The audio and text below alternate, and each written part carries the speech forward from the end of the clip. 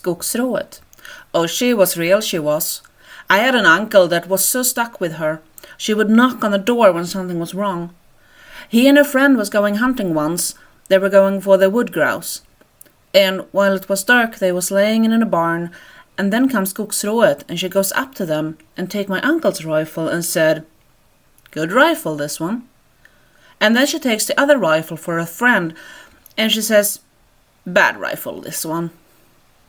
And then, when they was going to shoot, my uncle got rooster after rooster, but the other one ain't got none.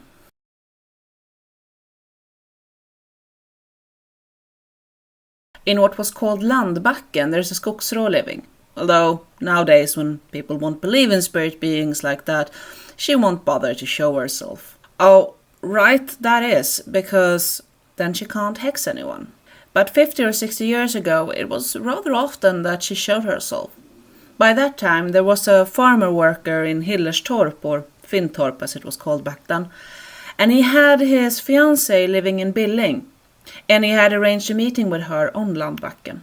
The girl had gotten things in the way and couldn't come, but the Skogsrå took the fiancé's shape and came in her place. The farm worker thought that it was his fiancée, and when she offered him a pretzel, he took it with gratitude and ate it, and thought it tasted splendid. But he had hardly managed to swallow the last piece until the Skogsrå started to laugh to the fullest, so it rumbled in the forest. And then she turned around and disappeared between the hills. But the farm worker had seen enough, because he had seen the hollow back and the long dragging tail. He hurried home in full despair, thinking that the girl that had won his heart really was a Skogsrå, and he didn't want to see her anymore. Oh, he ended up weak in his head from grief and resent, that one.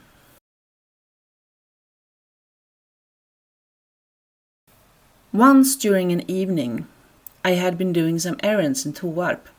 When I walked home, I met a woman in Toarp's forest. "Good evening, and where are you going?" she called. I answered, "Home," because I didn't know who it was. And then the Skogsrå got power over me, so that I got totally confused, and I felt like I had water up to my shin the whole way home.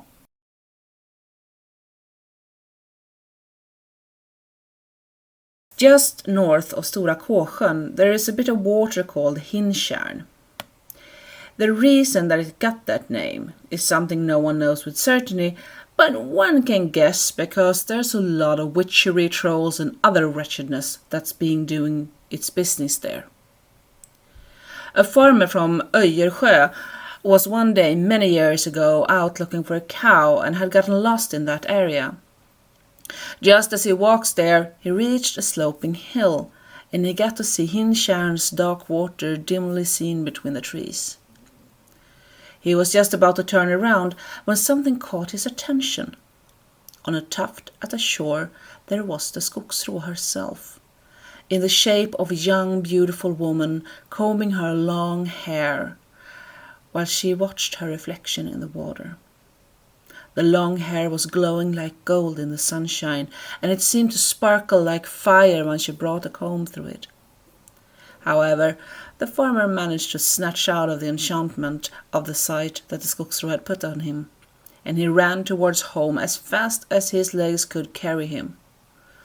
A lot of strange things have been happening around Hinan, and that since the old days it is the saying in the area.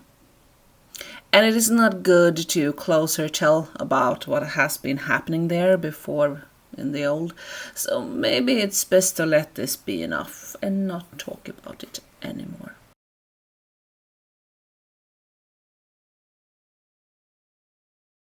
Oh, rå, oh, they exist, they do.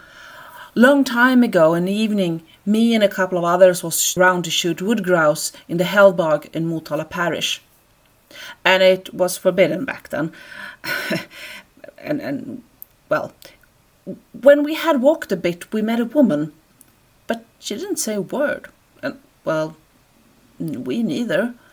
But we hadn't walked far before we met one more. Oh, for Pete's sake, Kalle swore. Why do all the pieces of skirts have to be out running tonight? They was pretty, them womans. That they were, but we only saw them when they walked by. After that, they was gone. But when we was about to part and go separate ways, a shot back, and that was from Kalle's rifle. And he hadn't touched it, neither at the trigger nor other places. Nah, he said, tonight is only shit outside. I think we do best to go home.